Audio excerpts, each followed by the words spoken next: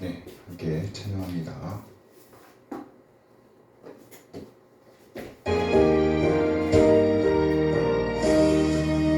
내 마음과 정성을 다하여서 주 너의 하나님을 사랑하라.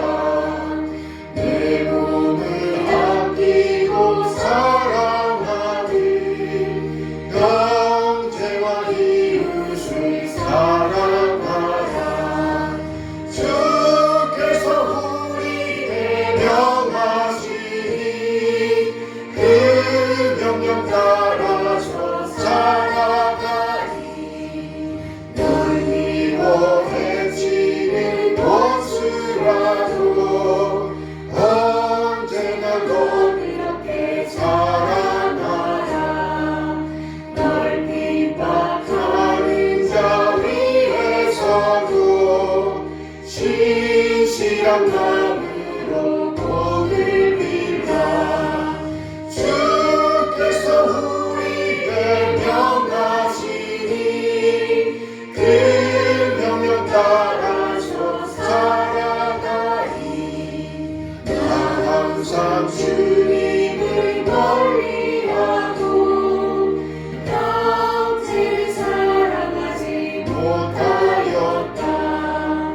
이러한 죄인을 사랑하사 주께서 못 버려 죽으셨다. 속죄의 큰 사랑 받으리고 내 생명 바라져 충성하리.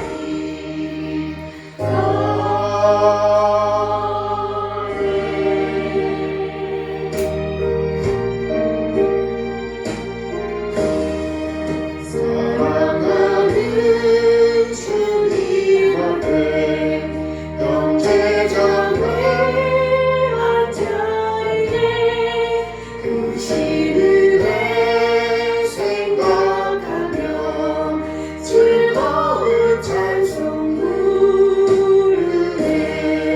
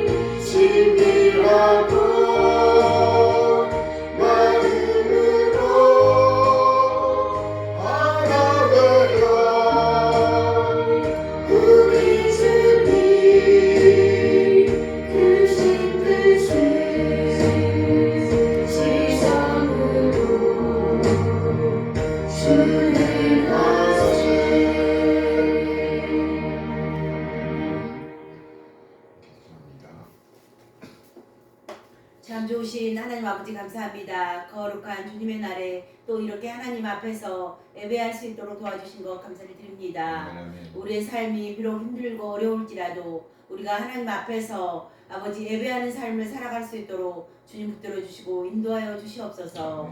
주님 오시는 그날까지, 주님 만나는 그날까지 예배하는 삶을, 찬양하는 삶을, 기도의 삶을 지속적으로 살아갈 수 있도록 주님 붙들어 주시고 인도하여 주시옵소서. 하나님 아버지 감사합니다. 항상 기뻐하라, 쉬지 말고 감사하라, 범사에 감사하라, 범사에 쉬지 말고 기도하라. 이는 그리스도 예수 안에서 너희를 향하신 하나님의 뜻이라고 하였습니다. 우리들의 삶에 하나님께 항상 기도하는 삶을 살아갈 수 있도록 주님 붙들어 주시고 인도하여 주시옵소서. 이 시간 말씀을 전해 주실 우리 목사님 영육간의 강건함과 성령의 충만함으로 더하여 주시옵소서. 이 시간 신령과 진정으로 드려지는 귀하고 복된 예배가 되기를 기도하며 살아계신 예수 그리스도의 이름으로 기도드립니다. 아멘. 감사합니다. 시간은 시편 교독 시간입니다. 시편 53편 말씀 보겠습니다. 다윗의 마시기를 인도제를 따라 마을낫에 맞춘 노래. 어리석은 자는 그의 마음에 이르기를 하나님이 없다 하도다. 그들은 부패하며 가증한 악을 행하며 손을 행하는 자가 없도다. 하나님이 하늘에서 인생을 두고 살피사 지각이 있는 자와 하나님을 찾는 자가 있는가 고려하신즉 각기 물러가 함께 더러운 자가 되고 선을 행하는 자가 없으니 한 사람도 없도다. 죄악을 행하는 자들은 무지하냐. 그들이 떡 먹듯이 내 백성을 먹으면서 하나님을 부르지 아니하는도다.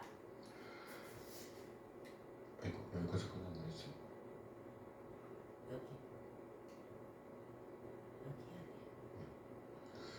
그들이 두려움이 없는 곳에서 크게 두려워하였으니 너를 향하여 진친 그들의 뼈를 하나님이 흩으심이라.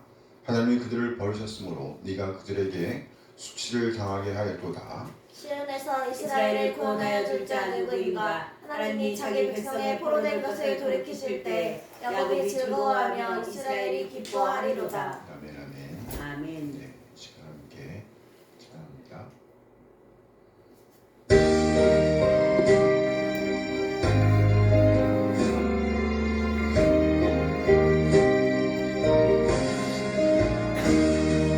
사랑의 주 하나님 우리 삶을 주관하시니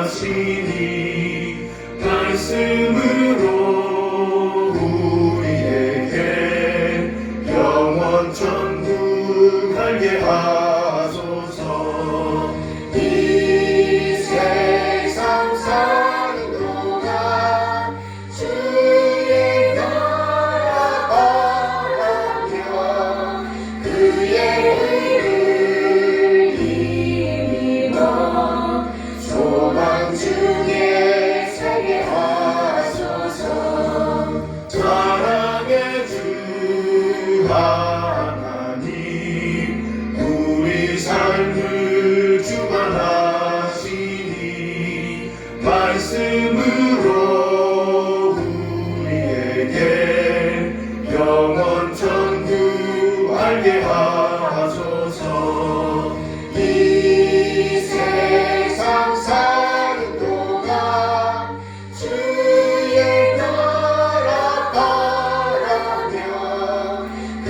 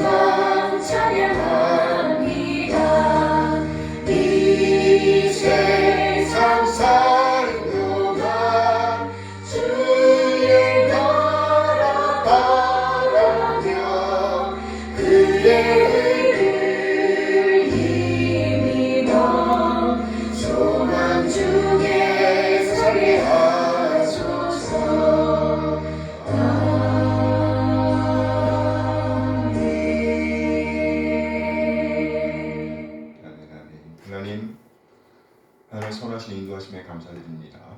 우리 한 사람 한 사람을 구원하시기 위해서 독생을 보내주신 우리 하나님의 놀라운 사랑을 찬양합니다.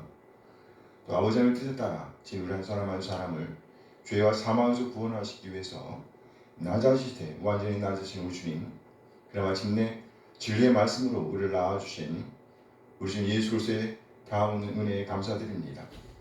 독생을 내어주신 우리 하나님의 놀라운 사랑과 예수님의 은혜를 깨닫게 하심으로 우리를 하나님의 자녀로 거듭나게 하신 성령 하나님의 인도하심을 찬양합니다. 하나님의 놀라운 사랑과 은혜 인도하심을 감사하여 우리 자신의 삶을 드리고 헌문을 드리고 시간을 드리고 또 우리의 몸과 마음을 드립니다. 하나님, 우리 죄들을 드림을 받아주시옵소서. 흠명하여 주시옵소서. 우리 하나님의 사랑과 긍휼과 은혜에 적절하게 반응하게 하옵소서. 그래 그리스도의 가치를 보존하게 인도하여 주시옵소서. 하나님, 이 시간 우리 하나님의 말씀을 기다립니다. 우리를 깨닫게 하시고 하나님 되심을 인정하며 하나님의 뜻, 하나님의 오름을 살아내고자 하는 열정을 주시옵소서. 이제 부유한 자로서 믿는 자의 품격을 살아낼 수 있도록 하나님의 사랑과 은혜를 살아낼 수 있도록 인도하여 주시옵소서. 감사드리며 우리 주님 예수 그리스도의 이름으로 기도합니다. 아멘. 환영합니다. 네, 이 시간은 1680년 런던 침례교 신앙고백서 제24장 국가 위정자의 관하여를 고백하도록 하겠습니다. 최고의 주가 되시고 온 세상의 왕이신 하나님께서는 자기의 영광과 공적인 선을 위해 백성을 다스리는 위정자들을 세우셔서 자기의 관할하에 두셨다. 이 목적을 위하여 하나님은 그들에게 칼의 논지를 주어 선을 행하는 자들을 보호하고 격려하는 한편 악을 행하는 자들을 처벌하게 하셨다. 그리스도인들이 이 공직의 부름을 받았을 때에 그것을 수락하고 집행하는 것은 정당한 일이다. 그들이 이 일에 종사할 때는 특별히 그 나라의 건전한 법을 따라서 정의와 평화를 유지해야 한다. 네, 정의와 평화. 이 목적을 위해서 신약시대에 있는 신자들은 정당하고 필요한 경우에 합법적으로 전쟁을 치를 수 있다. 국가 위정자들은 하나님에 의해 앞에서 언급한 목적을 위해 세우심을 받았기 때문에 그들이 명령하는 모든 합법적인 것들에 대해서는 하나님의 진노 때문에 뿐만 아니라 우리의 양심을 위해서도 주님 안에서 복종해야 한다. 함께 그리고 우리는 왕과 권세 있는 모든 자들을 위해 간구하고 기도해야 하는데 이는 그들 안에서 우리가 모든 경건과 정직한 중에 고요하고 평안한 생활을 하려 하기 위함이라. 그렇지요. 고요하고 평안한 생활을 하려 하기 위함이다. 자, 오늘 본문은요 데살로니가전서 5장 12절에서 22절까지의 말씀입니다. 형제들아, 우리가 너희에게 구하노니 너희 가운데서 수고하고 주 안에서 너희를 다스리며 구하는 자들을 너희가 알고 그들의 역사로 말미암아 사랑 안에서 가장 귀히 여기며 너희끼리 화목하라. 또 형제들아, 너희를 고면하노니 게으른 자들을 권계하며 마음이 약한 자들을 격려하고 힘이 없는 자들을 붙들어주며 모든 사람에게 오래 참으라. 삼가 누가 누구에게든지 악으로 악을 갚지 말게 하고 서로 대하든지 모든 사람을 대하든지 항상 선을 따르라. 항상 기뻐하라. 쉬지 말고 기도하라. 범사에 감사하라. 이것이 그리스도 예수 안에서 너희를 향하신 하나님의 뜻이니라. 성령을 소멸하지 말며 예언을 멸시하지 말고 범사에 헤아려 좋은 것을 취하고 함께 악은 어떤 모양이라도 버리라. 악은 어떤 모양이라도 버리라. 아멘. 오늘 본문 말씀을 중심으로 해서 좋은 것 취하기 이런 제목으로 말씀을 나누도록 하겠습니다. 제목이 뭐라고 했어요? 좋은 것 취하기. 좋은 것 취하기. 취한다는 말은 역동적인 우주에 결단이 필요하다는 얘기예요. 네, AW 타겟이란 이름이 타겟이에요. 목표 타겟. AF 타겟이라는 사람이 쓴 창이라는 단편 소설에 나오는 이야기입니다.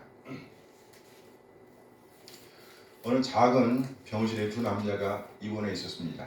그런데 한 사람은 폐암 말기 선고를 받은 환자였고요. 다른 한 사람은 디스크 환자였습니다. 꼼짝도 할 수 없어요. 디스크 환자는 수술을 받은 지 얼마 되지 않아서 침대에 꼼짝없이 누워 있어야만 했습니다. 하지만 폐암 환자는 하루에 1시간 정도는 자리에서 일어나 창밖을 내다보곤 했다고 합니다. 병세를 보자면 폐암 말기 환자의 상황이 훨씬 더 절망적이었습니다. 하지만 그의 얼굴에는 왜 그런지 늘 기쁨을 간직하고 있었습니다. 그의 얼굴을 보면 편안해 보였단 말이죠. 고통과 다르게. 하루는 디스크 환자가 창밖을 보고 있는 폐암 환자에게 도대체 밖에 무엇이 보이냐고 물었습니다. 그는 지그시 눈을 감고 이렇게 말했다고 해요. 아름다운 호수에 보트와 백조가 한가로이 떠 있고 호숫가를 산책하는 여인들과 연인들과 잔디밭에서 놀고 있는 어린아이의 얼굴이 보이네. 얼굴이 보인다고. 이 말을 듣고 있던 디스크 환자의 얼굴은 갑자기 분노로 일그러지기 시작했습니다. 그는 폐암 환자의 얼굴에 늘 기쁨이 있는 까닭이 그의 침대가 창문 곁에 있었기 때문이라고 생각하게 되었습니다.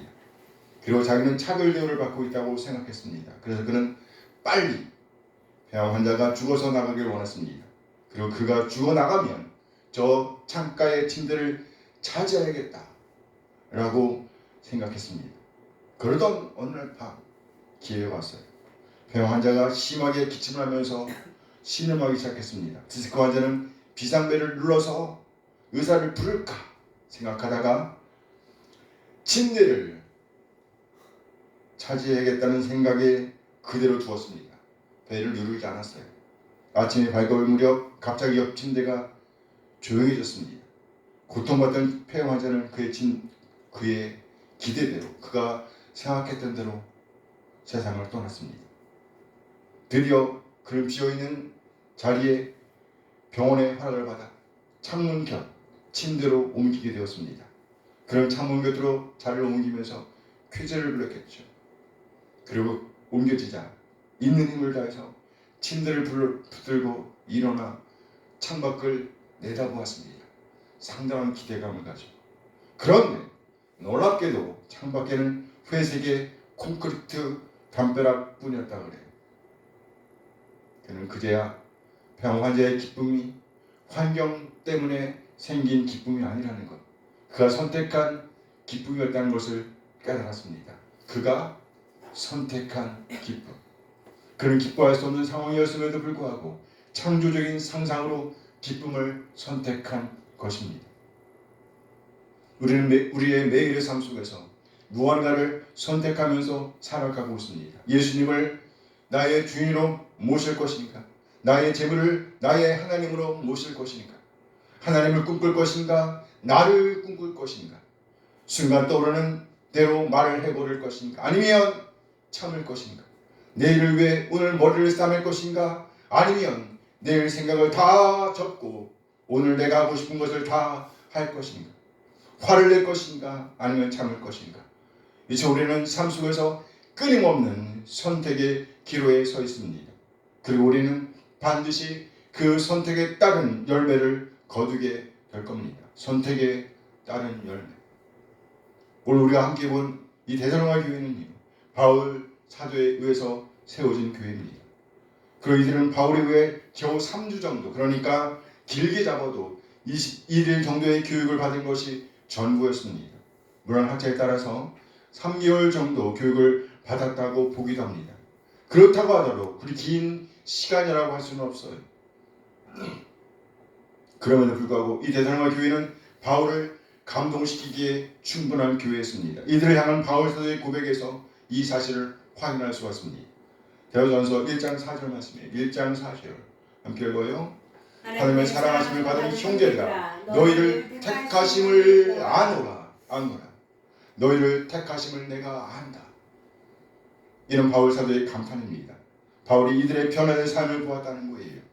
이들에게 임한 복음은 그저 말뿐인 복음이 아니었습니다. 1장 5절 말씀도 봅니다.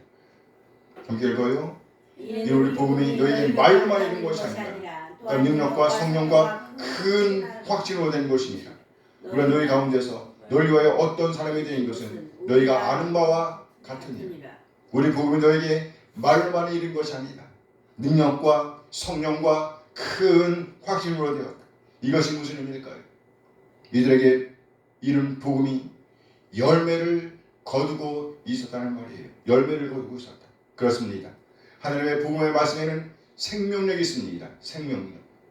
그럼에도 불구하고 그 생명이 자라지 않고 있다는 것은 무엇인가 문제가 있다는 거예요. 분명한 것은 씨에게는 문제가 없다는 겁니다. 말씀에는 전혀 문제가 없어요. 오늘 대성화 교회에는 이 말씀이 역동적으로 역사하고 있었습니다. 그리고 그 증거들이 나타나고 있었어요. 그렇다면 이 대성화 교회에 이와 같이 역동적인 역사가 일어나게 된 원인은 무엇이었을까요? 대화전서 2장 10절 말씀입니다. 2장 13절 함께 읽어요. 이러므로 우리가 하나님께 끊임없이 감사함은 너희가 우리에게 들은 바 하나님의 말씀을 받을 때에 사람의 말로 받지 아니하고 하나님의 말씀으로 받으니 진실로 그러하도다. 이 말씀이 또한 너희 믿는 자 가운데서 역사하느니라. 너희 믿는 자 가운데에서 역사하느니라. 너희가 우리에게 들은 바 하나님의 말씀을 받을 때에 사람의 말로 받지 아니하고 하나님의 말씀으로 받았다. 이 말씀이 또한 너희 믿는 자 가운데에서 일하고 있다는 거예요. 역사하느니라. 일하고 있다. 그랬습니다. 그래서 이들은 놀라운 증거들을 나타나게 된 것입니다. 그래요. 말씀을 받은 이들의 태도는 남달랐습니다. 그것이 곧 삶의 열매로 나타나게 된 거예요. 이런 역사는 아무 이유 없이 일어난 것이 아니었습니다. 데살로니가전서 1장 6절 말씀이에요. 1장 6절 함께 읽어요. 또 너희는 많은 환난 가운데서 성령의 기쁨으로 말씀을 받아 우리와 주를 본받은 자가 되었으니 우리와 주를 본받은 자가 되었다. 우리들의 삶이 그저 평안했다고 생각하면 절대로 안 됩니다. 이들의 고통 우리가 짐작할 수 없을 만큼 컸습니다. 어떤 사람들은 회당에서 출교를 당했습니다. 또 어떤 사람들은 감옥에 갇히게 됐습니다. 또 어떤 사람들은 직장에서 쫓겨나기도 했습니다. 또 어떤 사람들은 살던 집에서 쫓겨나서 거리에 나앉게 된 사람들도 있었을지 모릅니다. 이들이 무슨 죄가 있어서 그런 것이 아니었어요. 단지 예수님을 주인으로 모셨다는 이유가 전부입니다. 하지만 그런 고난 중에서도 이들은 성령님께서 주시는 기쁨을 받았다고, 기쁨으로 충만했다고 바울사도는 증거하고 있습니다. 이들은 바울을 비롯한 선생들을 본받았습니다. 뿐만 아니라 예수님을 본받는 사람들이었습니다. 단지 그리스도를 선택했다는 이유로 온갖 고난을 겪고 있는 것입니다. 도대체 어떤 것이 좋은 선택이란 말인가요? 감옥에 갇히는 것과 고난을 받고 쫓기는 바울사도를 따르는 것, 어느 것이 좋은 선택일까?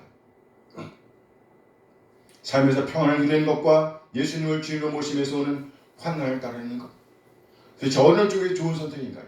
우리는 삶의 현장에서 날마다 선택의 기로에 서게 됩니다. 오늘 대성화 교회는 오히려 성령의 기쁨으로 말씀을 받는 자리를 선택하였다고 오늘 성경은 말씀하고 있습니다. 이와 같은 이들의 소문은 각 처로 퍼져나갔어요. 데살로니가전서 1장 7절 말씀이에요. 함께 읽어요. 그러므로 너희가 마게도냐와 아가야에 있는 모든 믿는 자의 본이 되었느니라. 이들에 대한 소문은 바람이 가듯이 그렇게 퍼져나갔습니다. 그 내용이 데살로니가전서 1장 9절에 소개되었습니다. 1장 9절 함께 읽어요. 그들이 우리에 대하여 스스로 말하기를 우리가 어떻게 너희 가운데 들어갔는지와 너희가 어떻게 우상을 버리고 하나님께로 돌아와서 살아계시고 참되신 하나님을 섬기는지와 우상을 버리고 하나님께로 돌아왔다. 그리고 이들은 하나님을 알되 살아계신 분으로 체험하고 있었다. 참되신 분으로 알고 있었다. 그래서 이들은 우상을 버리고 하나님을 섬기게 되었다. 데살로니가 교회가 섬기는 하나님은 이름뿐인 하나님이 아니었습니다. 살아계신 하나님이셨습니다. 지금도 그들을 위해서 일하고 계신 하나님, 관계하고 계신 하나님을 믿고 있었다는 거예요. 사실 바울사도는 데살로니가에서 복음 증거 사역을 하다가 그 사람들에 의해서 천하를 어지럽게 하는 이 사람들이 여기도 이르렀다는 비난을 받았습니다. 바울 일행으로부터 복음을 들었던 사람들이 잡혔다가 보석금을 주고 풀려나는 것을 보면서 데살로니가를 떠나야만 했습니다. 사도행전 17장 10절 말씀이에요. 함께 읽어요. 밤에 형제들이 곧 바울과 실라를 베레아로 보내니 그들이 이르러 유대인의 회당에 들어가니라. 언제예요? 밤에 형제들이 곧 바울과 실라를 베레아로 보냈다. 바울과 실라는 밤에 그곳을 떠나야만 했습니다. 그러니 바울의 심정 어딘지 모르게 찜찜했을 것임에 틀림없습니다. 밤이라는 그 그림이 보이잖아요. 그래서 바울은 이들에게 디모데를 보내서 상황을 알아보게 했습니다. 그리고 디모데로부터 이와 같이 성경 일로에 있는 데살로니가 교인들에 대한 소식을 듣게 된 겁니다. 데살로니가전서 3장 6절 7절 말씀이에요. 지금은 디모데가 함께 읽어요. 지금은 디모데가 너희로부터 와서 너희 믿음과 사랑의 기쁜 소식을 우리에게 전하고 또 너희가 항상 우리를 잘 생각하여 우리가 너희를 간절히 보고자 하는 것 같이 너희도 우리를 간절히 보고자 하니 이름으로 힘들더라. 모든 공핍과 환난 가운데서 너희 믿음으로 말미암아 너희에게 위로를 받았노라. 너희 믿음으로 말미암아 너희에게 위로를 받았노라. 참으로 안심하게 되었다는 겁니다. 안심하게 되었다. 바울은 이제야 한숨을 돌리게 되었다고 말씀하고 있는 거예요. 하지만 그럼에도 불구하고 이들의 신앙은 아직 어린 상태에 있었습니다. 따라서 바울 사도는 다시 한번 이들의 신앙을 격려해야만 했습니다. 왜냐하면 이들의 신앙은 지금 이대로 머물러 있으면 안 될 것이기 때문입니다. 그래서 바울 사도는 이들을 위한 기도를 시작합니다. 데살로니가전서 3장 11절에서 13절까지의 말씀입니다. 함께 읽어요. 하나님 우리 아버지와 우리 주 예수는 우리 일을 너희에게로 갈 수 있게 하시며 또 주께서 우리가 너희를 사랑함과 같이 너희를 비창함과 모든 사람에 대한 사랑이 더욱마나 넘치게 하사 너희 마음 굳건하게 하시고 우리 주 예수께서 그 모든 성도와 함께 강림하실 때 하나님 우리 아버지 앞에서 거룩함에 흠없게 하시기를 원합니다. 데살로니가 교회를 향한 바울의 기도는 크게 세 가지로 요약됩니다. 첫째, 서로 사랑하게 하소서. 서로 사랑하게 하소서. 둘째, 마음을 굳건하게 하소서. 셋째, 거룩하게 하소서. 서로 간의 사랑은 관계의 문제라고 할 수 있어요. 마음을 굳건하게 한다는 것은 말 그대로 삶의 현장에서 옳고 그름을 선택할 때 바르게 옳게 손해가 되더라도 하나님의 말씀에 따라 그 말씀에 준하는 선택을 하는 굳건한 마음을 말할 것입니다. 그리고 이와 같은 선택은 곧 거룩으로 드러나게 되겠죠. 오늘 본문에서 바울 사도는 크게 14가지 권면을 나열하고 있습니다. 첫째, 서로 화목하십시오. 둘째, 게으른 자들을 권계하십시오. 권면하고 안 되면 징계를 하십시오. 셋째, 마음이 약한 자들을 격려하십시오. 넷째, 힘이 없는 자들을 붙들어 주십시오. 다섯째, 오래 참으세요. 여섯째, 악으로 악을 갚지 마세요. 일곱째, 항상 선을 따르세요. 여덟째, 항상 기뻐하세요. 아홉째, 쉬지 말고 기도하세요. 열째, 범사에 감사하세요. 11번째, 성령님을 소멸하지 마세요.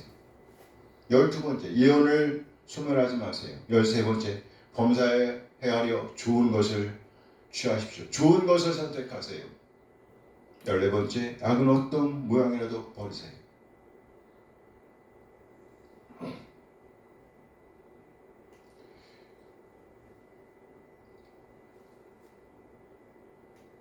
글로버 클리브랜드라는 사람의 관련된 일화라고 합니다. 어느 주일 저녁에 2명의 젊은이가 작정하고 도박장을 향해 가고 있었습니다.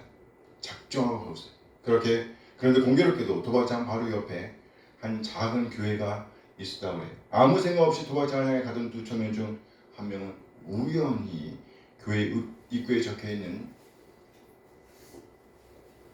그 주일의 설교 제목을 보게 되었습니다. 거기에는 이렇게 적혀 있었어요. 주의 삭은 사망이다. 주의 삭은 사망이다. 그 글귀를 보자 그 청년의 마음에 갑자기 죄의식이 생기기 시작했습니다. 그래서 그는 다른 친구에게 이렇게 말했다 그래요. 야, 우리 오늘 도박장에 가지 말고 교회 가자. 교회 가자. 그랬더니 그 친구는 이렇게 말하면서 단번에 거절했다고 그래요. 한번 결심했으면 끝까지 가야지. 교회라니 무슨 소리야. 한번 결심했으면 끝까지 가야지. 교회라니 무슨 소리야.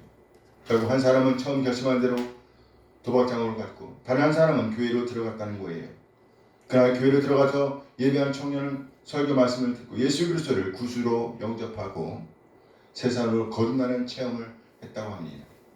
그때 회심한 청년은 그로부터 30년이 지난 후 미국의 대통령으로 취임하게 되었다 그래요. 미국의 제22대 그리고 제24대 대통령을 지낸 그로버 클리브랜드의 이야기로 합니다.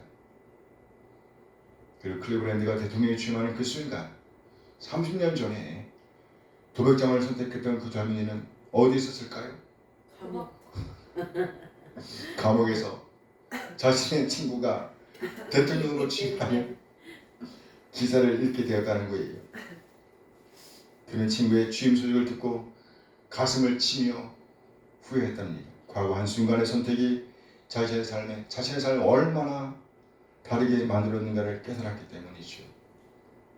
도박장으로 들어가는 것과 교회로 들어가는 것, 이것은 어쩌면 자존심이 걸린 문제일 수도 있습니다. 이전 행동을 계속하는 것과 그 잘못된 행동에서 돌아서는 것, 어느 쪽을 선택해야 할까요? 그것이 우리의 힘으로 가능할까요? 상황을 탓하는 것과 그 있는 상황이 아무리 악할지라도 좋은 생각을 하면서 기쁨을 소유하는 것, 어느 쪽을 선택하는 것이 좋은 선택일까요? 아니 어느 쪽이 선택하기에 더 어려울까요? 지금 공부하는 것과 지금 공부를 미루는 것, 지금 공부하는 것과 공부를 미루는 것, 지금 사랑하는 것과 사랑하는 것을 미루는 것, 지금 봉사하는 것과 봉사하기를 미루는 것, 지금 기도하는 것과 기도하기를 미루는 것, 교회를 위해 내 것을 포기하는 것과 내 것을 지키는 것, 어느 쪽을 선택할까요? 아니, 지금 우리는 어느 쪽을 선택하고 있나요? 다 쓸 것 다 쓰면서 모을 수는 없습니다. 내 할 일 다 하면서 하나님께 헌신할 수는 없어요. 그런데 시대가 바뀌면 바뀔수록 사람의 본성은 모든 것보다 하나님께 헌신하는 것보다 자신을 위해서 쓰고 즐기는 데 빠를 수밖에 없습니다. 이것이 지금 우리 사는 시대입니다. 이것이 바로 죄의 본성이에요. 죄의 본성. 이 본성을 이길 수 있는 사람은 아시다시피 소수에 불과합니다. 그리고 그에 따른 결과는 오롯이 우리가 감당해야 합니다. 죽으면 끝난다고요?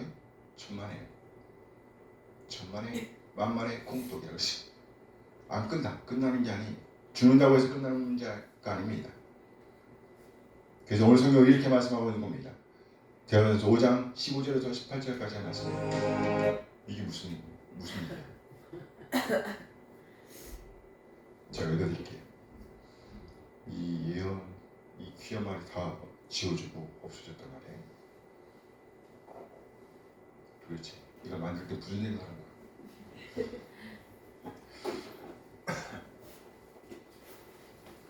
대화전서 5장 15절에서 18절 말씀이에요. 상관 누가 누구에게든지 악으로 악을 갚지 말게 하고 서로 대하든지 모든 사람을 대하든지 항상 선을 따르라.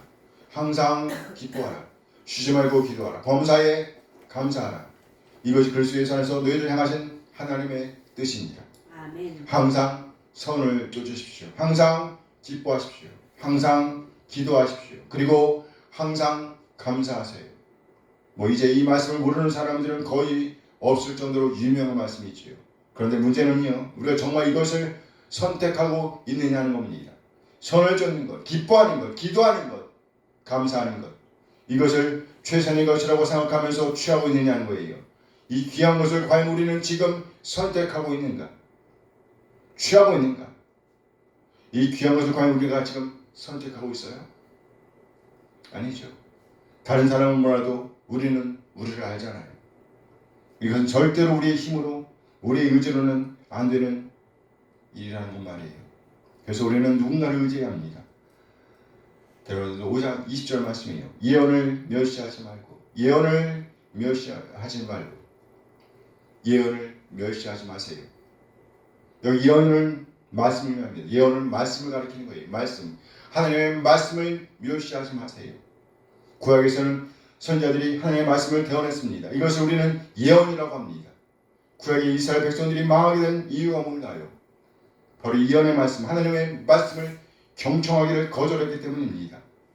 다시 말해 하나님의 말씀을 듣고 들은 그 말씀 그대로 순종하지 않았기 때문이에요. 그래서 그 백성은 망하였습니다. 망했다니까요. 망하는 길이 뻔하게 보임에도 불구하고 그들은 그곳으로 그저 들어갔습니다. 멸망으로 인도하는 그 꼬임에 그저 자신을 내어 맡기고 말았다는 겁니다. 지금도 예외는 아니죠.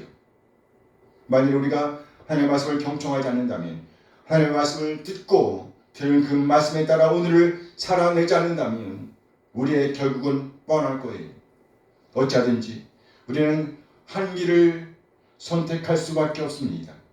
절대로 중간은 없어요. 중간은 없습니다. 생명의 길과 멸망의 길이 우리 앞에 놓여 있습니다. 생명의 길을 가는 사람은 하나님의 말씀을 붙들 겁니다.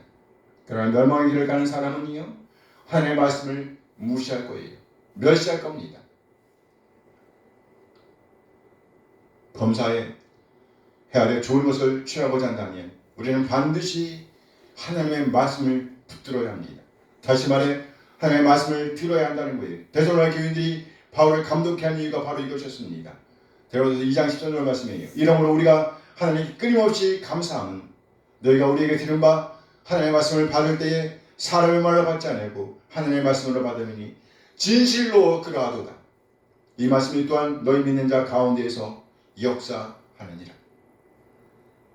데살로니가 교인들은요, 하나님의 말씀을 받을 때 사람의 말로 받지 않았습니다. 하나님의 말씀으로 받았어요. 그래요, 이 말씀이 이들 가운데에서 역동적으로 움직이기 시작했다고 오늘 성경은 말씀하고 있습니다. 우리 한 사람 한 사람 참으로 좋은 것, 가치 있는 것을 취하게 되길 소원합니다. 그것은 바로 예언이라고 말씀하고 있습니다. 하나님의 말씀이라고 가르쳐주고 있어요.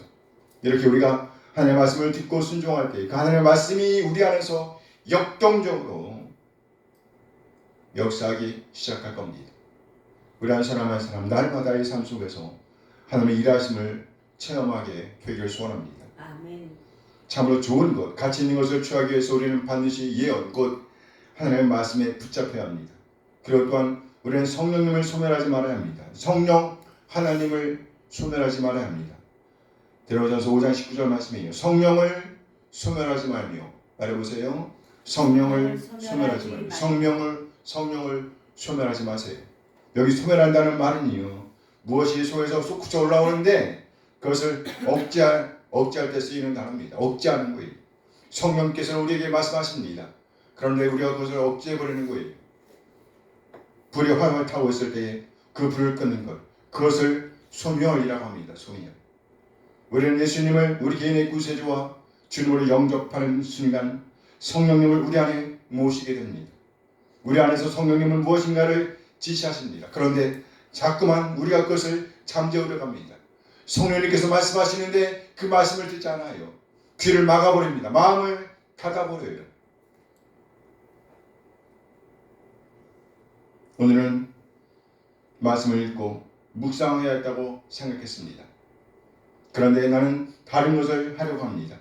만일 우리가 성경은 무슨 성경 하면서 또 다른 일을 한다면, 이렇게 우리가 성령님께서 일하실 수 있는 기회를 주지 않는다고 하면 우리는 결코 좋은 것, 가치 있는 것을 선택할 수가 없습니다. 그 결과는 대통령과 죄인처럼 첨예하게 대립하게 될 거예요. 대통령이 되는 사람, 감옥에 있는 사람. 왜냐하면 종말에는 두 길 중 한 길밖에 없기 때문입니다. 중간이 있다고 한다면 그것은 하나님의 말씀이 아니에요. 중간 없습니다. 하나님의 말씀이 아니라고 한다면 그것은 사탄의 말인 거예요. 사탄의 말. 중간은 없습니다. 이렇게 우리가 하나님의 말씀과 성령님께서 우리의 주도권을 성령님께 우리의 주도권을 내어드릴 때에 사도 바울의 고민은 그야말로 가치가 있게 되는 거예요. 이렇게 우리가 하나님의 말씀과 성령님께 우리의 주권을 내어드릴 때 우리의 미래는 보장이 됩니다. 데살로니가서 5장 23절 말씀입니다. 데살로니가서 5장 23절.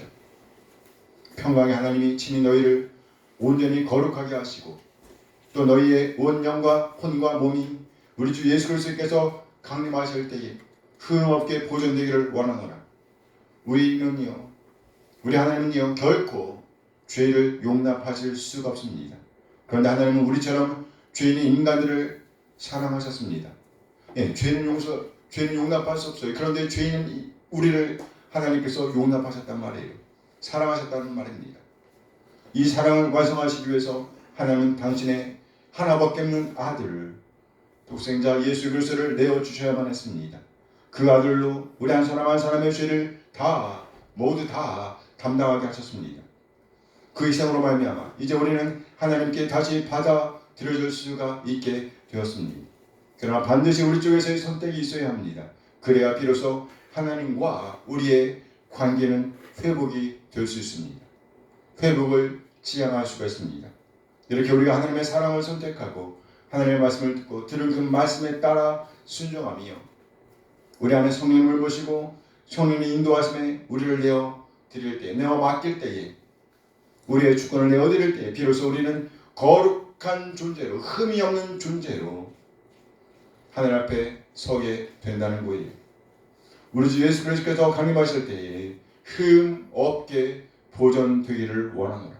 우리 한 사람 한 사람 어찌하든지 이 좋은 것, 가치 있는 것을 선택하는 인생이 되어지길 소원합니다. 아멘. 하나님의 말씀을 경청하며 성령의 인도하심에 우리를 내어 맡기는 참된 삶에 들여지게 되기를 소원합니다. 아멘. 기도하시겠습니다. 잠시 오늘 받은 말씀을 생각하시면서 헌신의 기도를 드리시기 바랍니다. 함께 기도하십니다.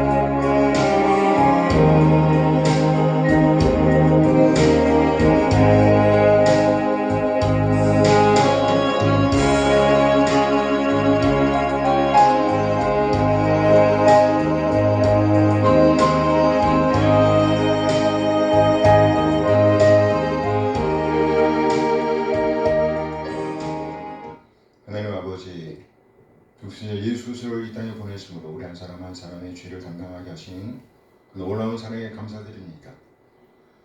그 사랑을 받은 우리 어찌하든지 좋은 것을 취하는 인생, 참 가치가 있는 것을 취하는 인생이 되게 인도하옵소서. 아멘.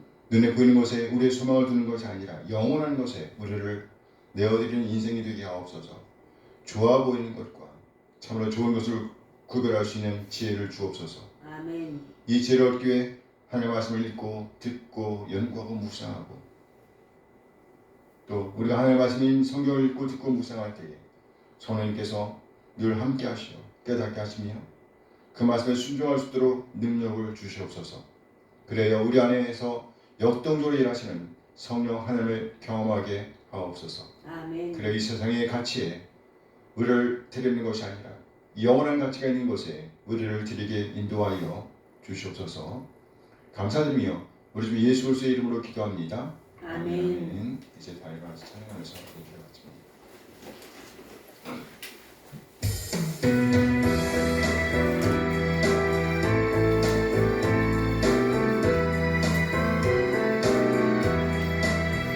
주를 경배하리 나 경배하리 주를 찬양하리라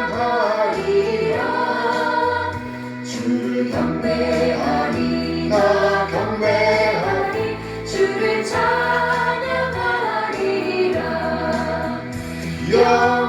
영화로운 주 이름을 모두 찬양 드리옵니다 정성 다하여 주 찬양하니 주여 기뻐 받아주소서 주를 경배하리 나 경배하리 주를 찬양하리라 주를 경배하리 나 경배하리 주를 찬양하리라 영화로운 주 이름을 모두 찬양 드리옵니다 정성 다하여 주 찬양하니 주여 기뻐 받아주소서 영화로운 주 이름을 모두 찬양 드리옵니다 정성 다하여 주 찬양하니 주여 기뻐 받아주소서 이제는 우리 주 예수 그리스도의 은혜와 하나님의 극진한 사랑하심과 성령 하나님의 교통하심이 하나님의 말씀을 읽고 듣고 연구하고 묵상하며 성령님의 인도하심을 따라 삶의 현장에서 항상 좋은 것, 가치 있는 것을 취하기로 다짐하는 우리 모든 지체들에게 늘 함께 하시길 축원하옵나이다. 아멘. 아멘. 아멘.